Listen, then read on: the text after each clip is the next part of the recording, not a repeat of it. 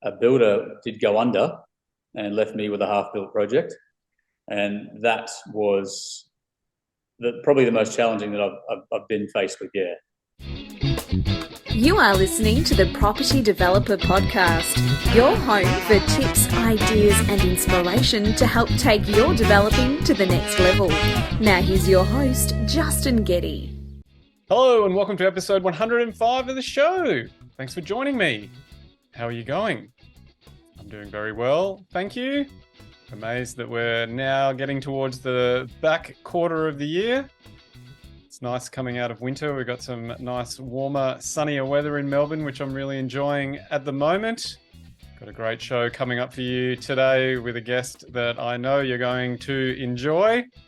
Just before we get to him, here's a quick update from me about what I've been up to on my Cambridge Road project. The big news is that we finished off the driveway for this week, which is really exciting. It looks fantastic.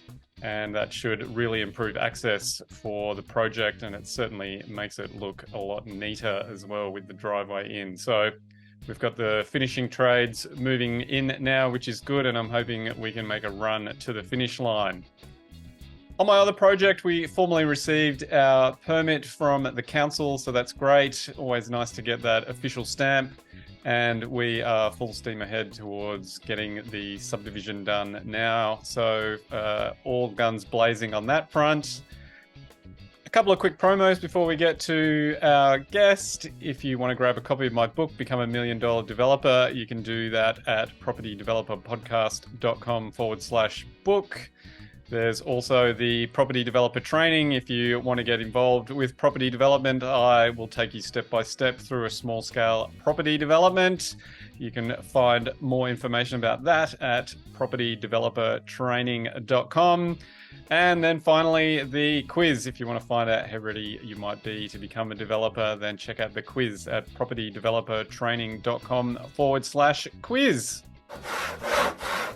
A quick plug for the socials. If you want to check out the latest progress of my project, you can find that on Instagram and Facebook, generally under the handle of Property Developer Podcast.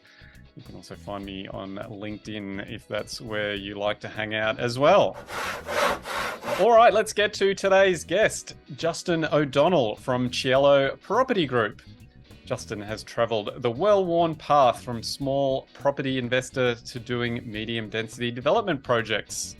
Justin has now overseen a portfolio of projects worth over $500 million. In this conversation, we discuss the benefits of growing slowly, responding to the challenges of construction by taking on the building risk, and the perennial issue of obtaining permits from councils. Listen in for why Justin decided to target the luxury end of the residential market and how it differs from other parts of the property sector. I'm sure you're going to enjoy this chat with Justin. So without further ado, let's get started by finding out what food he would eat until he was sick. I could never stop eating pizza, no matter how sick I do get.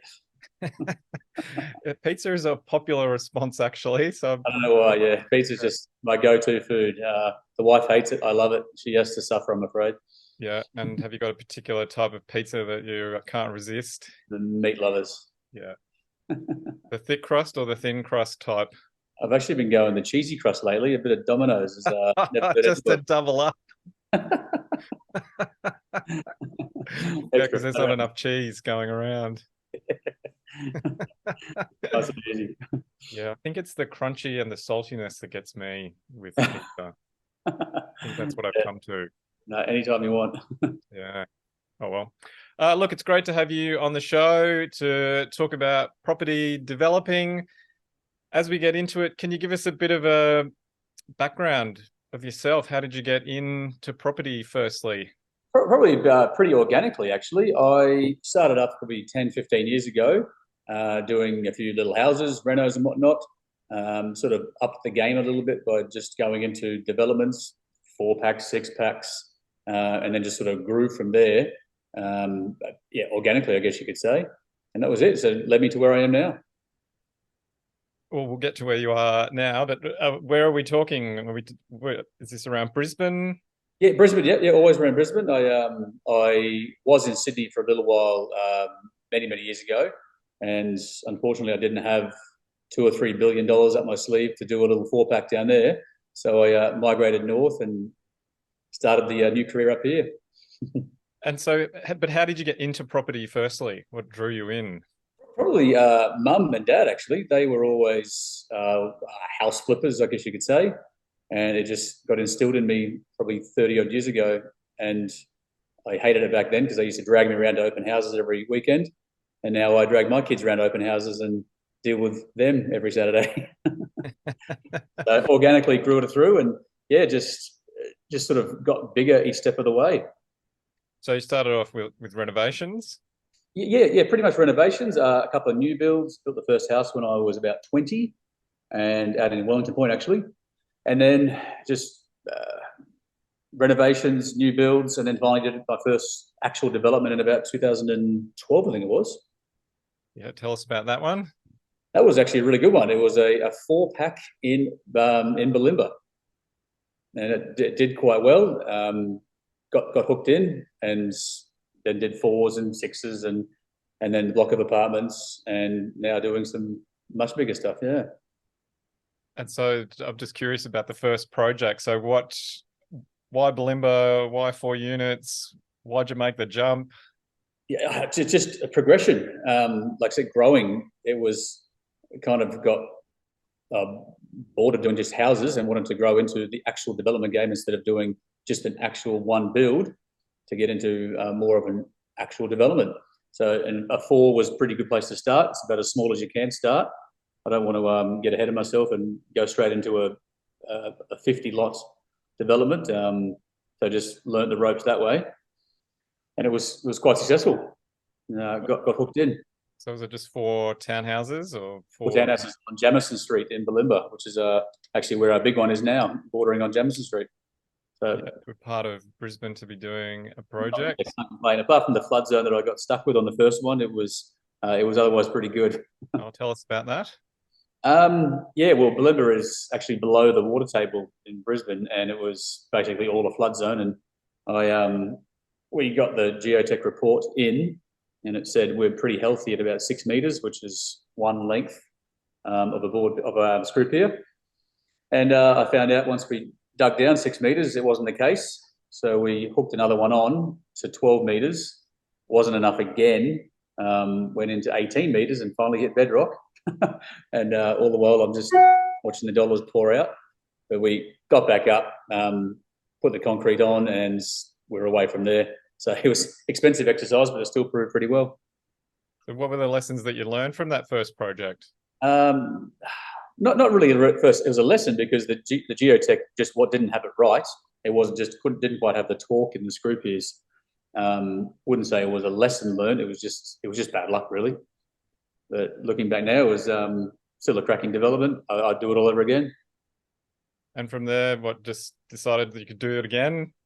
Yeah, I did it all over again and repeat. And it was, haven't looked back yet. And were you in the same area, or had you gone to a different part of Brisbane or a different part of Australia? No, I'm pretty much predominantly, I know Bulimba very, very well. It's my little home ground. We've done some stuff too in the Gold Coast, and actually a couple in the Redlands as well. So I have branched out a little bit, but I'd say probably 80% of the stuff we're doing is right here in Bulimba. And you said you progressively got bigger. I think you mentioned that you did an apartment project as well. But yeah, apartment project, that was actually one in Holland Park West. It was just a sort of an investor stock kind of one that was built right through the thick of COVID, actually. That had its challenges, but it still proved to be successful. Yeah. And so what was the thinking behind switching from townhouse developments to doing an apartment? It was actually, well, it's sort of an investment opportunity, really. It wasn't anything tremendously sexy like we typically do, but it was still a good one. It was before I started Cielo, and it was just a sort of a one-off project. wouldn't go back into it, to be honest. It's not really my forte. The forte is more boutique, very high end sort of stuff we do now. Why is that? Why wouldn't you go back into it? It's not. I'm more probably on the legacy kind of things. I like to drive past in 20 odd years and show the kids what I've done if they're interested. And this one wasn't. Just wasn't that fun. I'm not into it for the investment side of thing. It's more to build something really unique and cool, which is what we're doing right now. Yeah. So how did that come about? That kind of thinking. How did I do the one at Holland Park West? No, you said that you wanted to build legacy stock. And is that something that evolved over time, or you had that from the beginning? I've always been interested in really high-end architectural items. Like the one we just finished off now in Bulimba is it'll be nominated for multiple awards, and that sort of gives me a lot of pride. I mean, that's more what interests me, is something that stands there in 20 years' time and still has an architectural impact, and that's what attracts me. So talk us a little bit through the evolution then from the townhouse projects. What got slightly bigger, and is there a inflection point where you went, I'm going high-end apartments? No, not really. They're all. I've always picked high-end areas. One probably because they're safer, but more you can actually do what you want to do. Like I couldn't go out to a low-end demographic area and do something like I've just done in Bulimba. Obviously, wouldn't be profitable, and you wouldn't get funding anyway. So you've got to stick to the good areas. But it just comes down to that's what you're actually able to do in high-end areas, which is what we're doing now, which is like really high-end architectural developments. So you said that you could only do them in those higher-end areas. Why is that? Because they're so damn expensive. So they cost, especially with construction rises, they cost an absolute bomb to do these days. So you've got to get your money returned. So you've unfortunately, just got to stick to the high-end demographic areas. So the project that you've just finished, what's that look like? That's in Riddell Street in Bulimba. That's called Elysium, and it's literally just finished up about 1 month ago. And that was actually built through COVID as well, which once again was extremely fun. Yeah. And how big is it? How many apartments? It's 6 home-sized townhouses with a rooftop pool, which has extremely nice views. So we just finished it up, and each one's got 3 cars. They're about 300 square meters each, over sort of 4 stories. Each one gets their own lift, and they are about 50 meters from Oxford Street. So really good area.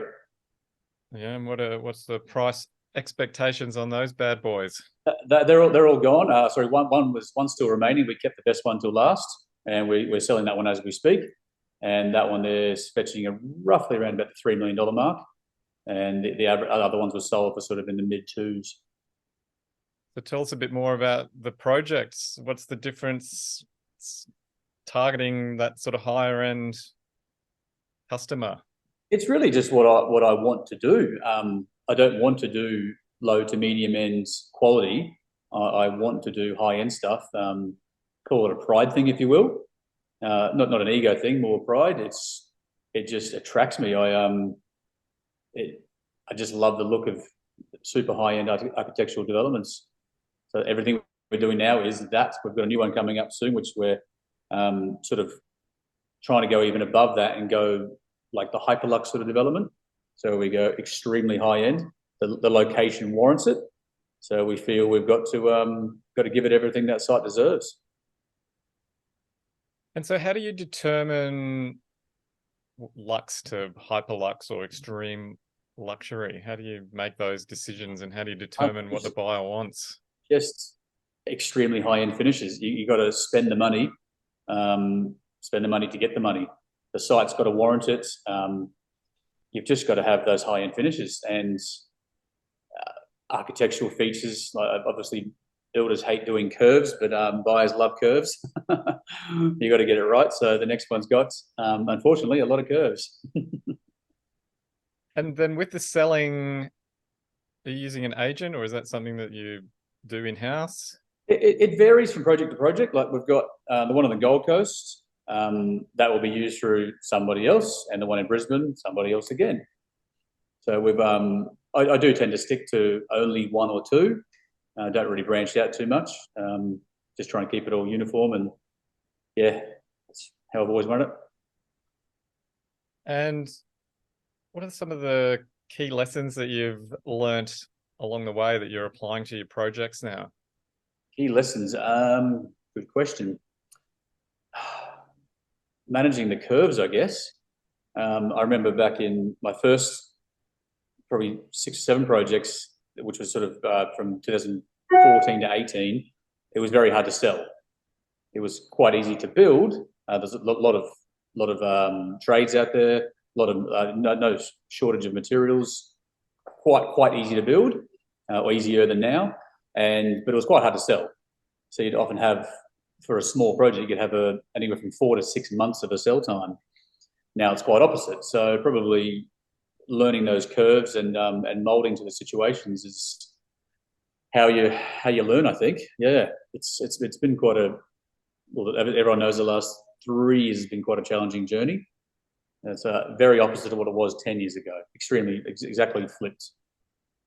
Yeah, I was saying to someone the other day that usually in the development cycle, there's one part of it that's quite a challenge, but then other parts are a bit easier. It feels like the last few years, every part has been really challenging. It's completely opposite to what it was 10 years ago. It's actually flipped. It's not easy to sell stuff now, but obviously 1 year ago it was very easy to sell stuff.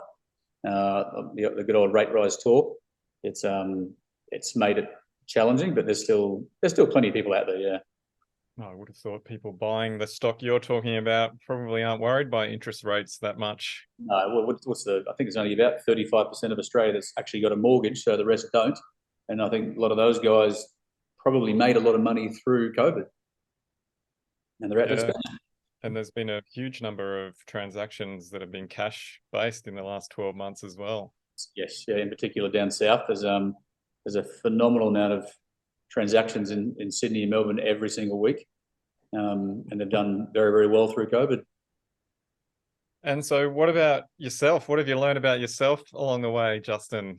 Oh, next question, please. Fortitude is probably the only word. How to get through. The last 2 or 3 years have been very, very challenging. Yeah, very challenging. Only to do with the builds. The builds is what has been the most challenging part of the last 2 or 3 years, and that's a lot of fortitude. And so, what have you been doing to get through that? What's best? Patience, I'd say.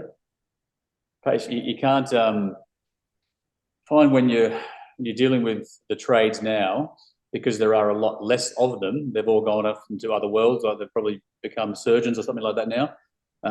It's very, very hard to deal with them. You've got to be very cooperative with them. You can't be demanding or pushy. They'll just tell. They've got the keys now, so they'll just off to the next job they go. So that's probably the one thing. Yeah. Anything else? That's probably the one.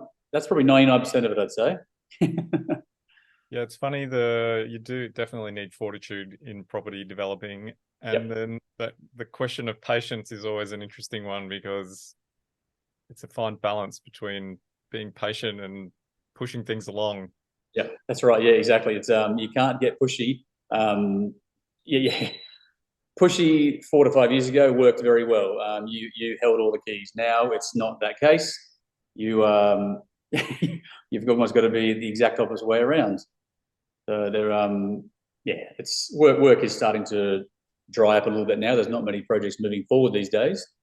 So there will be a balancing act in the next 1 or 2 years, but it should get back to normal hopefully pretty soon. It's going to be interesting to see what happens over the next couple of years, because I don't really see capacity increasing that dramatically to bring more supply into the market in the meantime. Can you pick what's going to happen in the next 1 or 2 years yourself? Pardon? Can you pick what's going to happen in the next 1 or 2 years yourself? I wish I could. I know. I wish I could. I probably wouldn't tell anybody if I could. But I mean, you look at the big picture and you go, well, there's not a huge amount of capacity increase in terms of being able to build more. and it takes time to ramp up anyway. And then in the meantime, there's people coming into the country. So you're sort of increasing the demand without increasing the supply in relation to that. Yeah, that's probably the hardest thing I've found at the moment. Everything you've got to allow probably 3 times the amount of time that it took 3 years ago to get it off the ground now.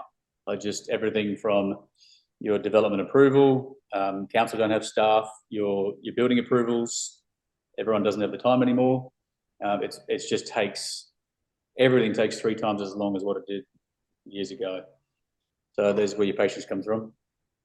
Yeah, and then you overlay that onto the demand with more people coming in, and so all this talk about improving supply, and it's just, I don't see a dent happening in the lack of supply for the next 3 to 5 years. Easily. No, it all starts from council, really. Council needs to do something about it. Every DA we go through now is taking 18 to 24 months. Whereas if you go back 10 years ago, I was getting impact DAs through in 3 to 4 months. So they just made it that much harder to get things through. But we've got a housing crisis. Why don't they do something there? Get a bit more lenient, allow more things to go through, then we wouldn't have this problem. Justin, if I get up on my soapbox about councils and permits, I'll be here for days and days. But here for weeks and weeks. Yeah, I mean, it's an issue that's been in the making for, as you say, a decade, and it's been known about, but no one has wanted to do anything about it. And councils have just been making it so challenging to get permits that it's just been crimping supply. And now here we are, no supply, and it's a crisis. Well, they're only working roughly 60% of the time in council now. They can't get the people or the bodies in there to do the work. So they're literally working on 60% capacity, which means they can't get approvals through, can't get approvals out. Oh, well, there's probably an argument to be made that they were always working at about 60% capacity, Justin. Now it's 30 then. Unfortunately. Hello to all the council workers listening out there. I'm sure they're listening. Yeah. I'm in trouble now. Oh, and my other beef is just the challenge of the arguments that get made at council and the improvements that you end up having to make are all sort of at the margins. And so where you end up from where you start is, I don't believe, worth it in terms of the time it takes to get it through. Correct. Yeah, I couldn't agree more. It's without saying too much, without getting too much trouble, it's the challenges are definitely there. Yeah. So it'll be interesting to see what changes get made. I know there's a lot of talk in Victoria about making changes to planning, but we'll actually see what comes from it. Take 4 or 5 years, won't it? I would have thought so. Usually there's good intent, but then in the execution, things tend to go a bit awry. So we'll see what happens. But have you got a sticky situation that you might have got yourself into over the years where you thought, far out, how am I going to get out of this? But somehow you managed to? God, probably building, I say. Yeah, actually, there's one a couple of years back where a builder did go under and left me with a half-built project. And that was probably the most challenging that I've been faced with, yeah. It was a very, very tough one. It was to find a new builder to take on the risks of the old builder is extremely tough. So they have to go back through and check all the work, and it's almost like a renovation. You have to take 3 steps backwards to take 2 steps forward. So it was like that, and I managed to get out of it with some help, and it was not fun. I don't want to do that ever again. Hence why we've actually sort of started a bit of a building company ourselves internally to make that process go away. But that's probably the number one sticky situation. And so what did you learn from that? What I learned was what I'm doing now is basically not becoming the builder myself. I don't have a building background, but it is partnering up with people that's more of a united front, I guess. We can show the world we're a bit more powerful now. We can do large builds ourselves instead of actually engaging with a builder, because that's also challenging now as well. So it was, if I was in this position I was now back then, that wouldn't have happened. We could have finished it off because financially you're a bit more powerful than when you unite on the front. So tell us a bit more about how that works. Well, in this day and age, like that situation happened pre-COVID. So it was actually a lot easier back then to finish the mess I was in. But now it's sort of worked out favourably because it is so hard now to just to get a builder on board. They've got their own challenges, which I honestly feel sorry for just about any builder out there right now. It is, they've just got such a tough job. How do they even remotely guarantee they're going to make a profit with all the stuff going on? I feel very sorry for them. So I've gone a step further and basically brought a builder in, actually a team of builders, and we can sort of handle anything now. And we look more powerful on the front. So when you say you've brought them in, what, in-house? In-house, yes. So we do the whole modelling ourselves now. So we do everything from design, architecture. We do the builds. We do the structure ourselves as well. There's not much we actually have to outsource, other than your finishing trades kind of thing. We build the structure ourselves now. It's just a lot safer position to be in. And not having to rely on anybody, to also them to not finish what they're doing, them to not fall over as well. That seems to be happening a lot these days because it's, like I said, I feel so sorry for builders because they're just falling down by the wayside. It is very hard for them at the moment, yeah. And so what's that been like for you? You become a manager of builders or builder in-house. Essentially, yes, that's exactly what it is. And you don't have a background in building. How does that work? Well, it's more, I've incentivized them to finish the projects. So financially, everybody's better off, and we actually get to finish the projects. So, whereas before, if you had a builder and there was arguments because of price rises and what not, couldn't get materials, it just always led to an argument. So I'm just trying to avoid that. It's not something you would have done 3 or 4 years ago because you would have just finished the project and off you go. But now it's it's become challenging. You've got to be very, very resourceful to get projects over the line. Yeah, it's amazing how quickly things can change. The developing game, from the planning cycle through the building cycle through the selling phases. It's so dynamic. Like I said, it's flipped 180 completely, isn't it? Yeah. So you've always got to be on your toes as the developer, ready to adapt to what comes along.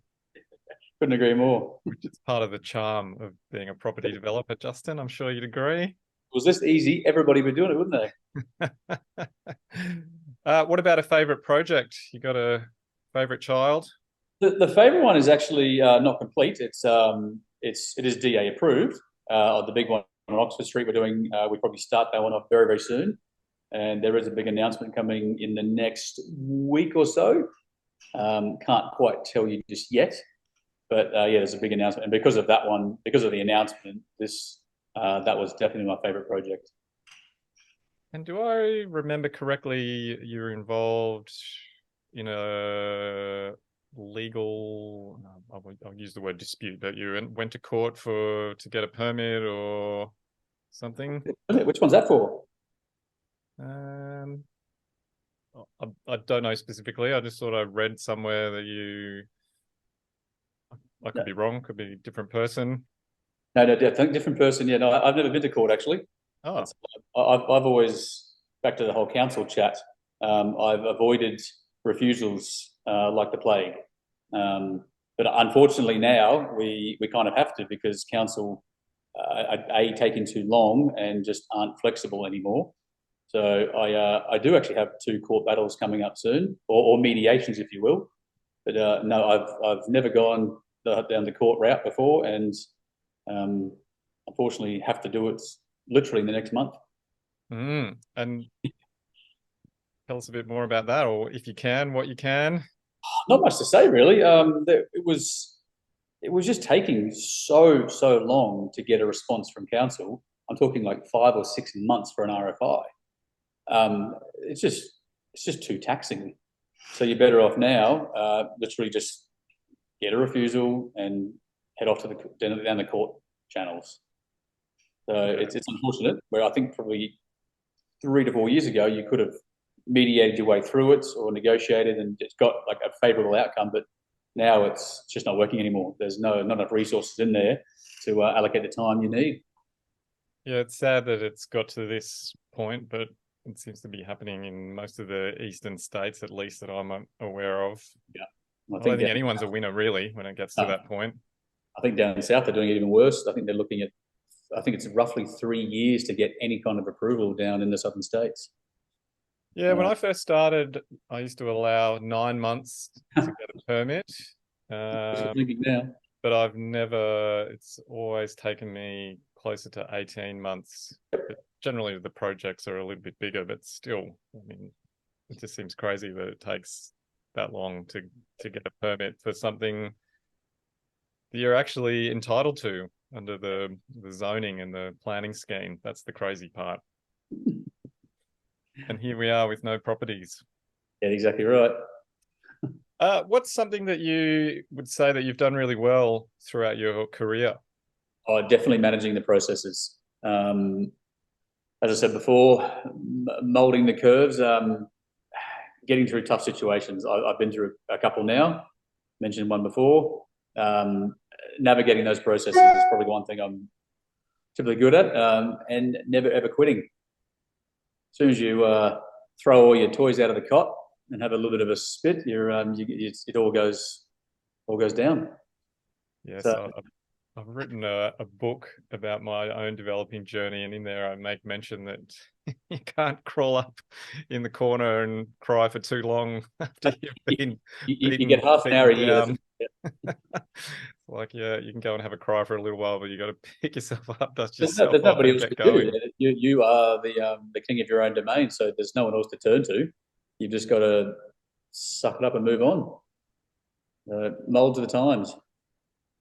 Yes. Is there anything that you do now that you didn't do at the start of your developing? Yeah, probably doing that whole 180 flip towards, obviously construction was easier back then. Now it's near on impossible. So it's really let's call it cutting deals to make sure you finish off your project. It used to be easy. Now it's a lot harder. So just negotiating deals to make sure you finish it. And how do you acquire most of your sites? Are they on market, off market, a mix? Depends. I don't think I bought one on market for 6 years. I don't think. No, they're all off market. My knuckles are burning from door knocking. Oh, really? It's just a lot of door knocking. The last site we did was in conjunction with Mark Zeetzman at Ray White. He did a lot of door knocking himself, and we managed to get it over the line. It was about a year-long battle to get Oxford Street going. It was extremely tough, yeah. So was that multiple sites? Yeah, technically about 13 all in one.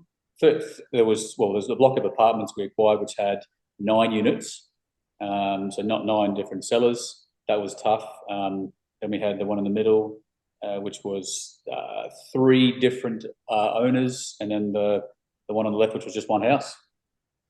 So 3 blocks, but with multiple owners. That's correct. Yeah. 3 parcels of land with about 13 different owners. Yeah. Why? Just because you like to do things the hard way?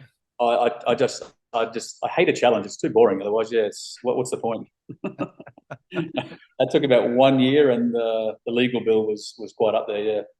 So how did you convince 9 people to sell? Timing.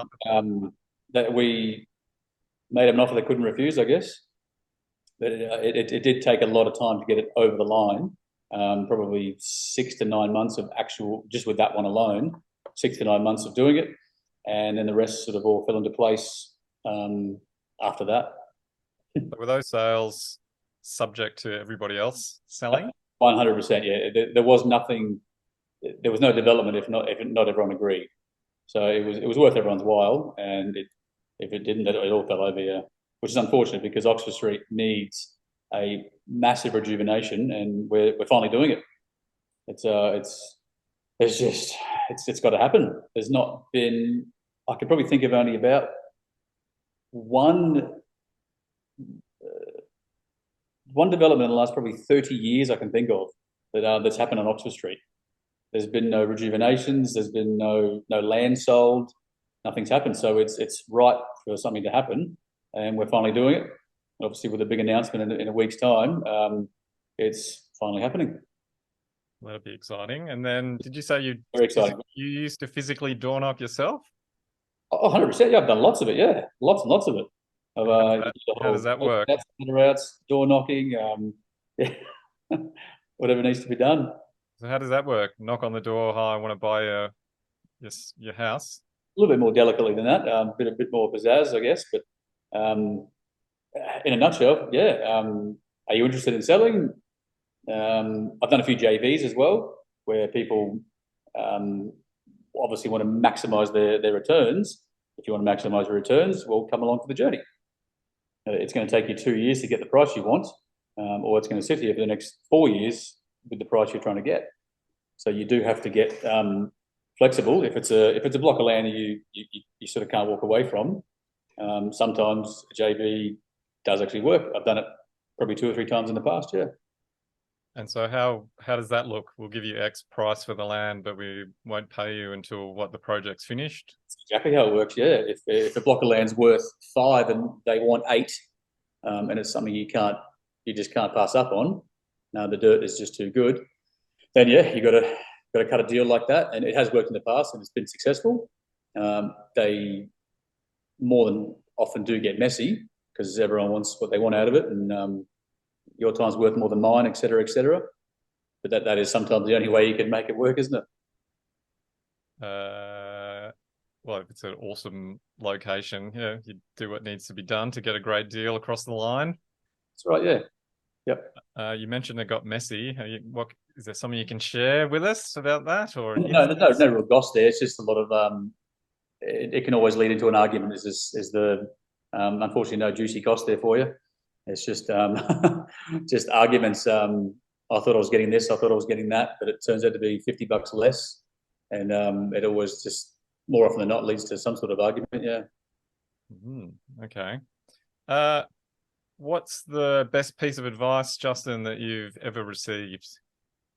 Probably one that I hand down now myself, actually, is don't get too ahead of yourself and don't grow too fast. Yeah, I haven't done it yet. I'm not about to do it.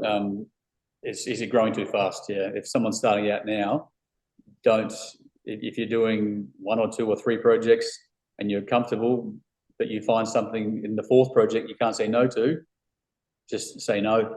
It just don't bite off more than you can chew. That's the best piece of advice I got. Younger days, and I instill it now. Yeah, well, with prices going up, everything kind of costs more, doesn't it?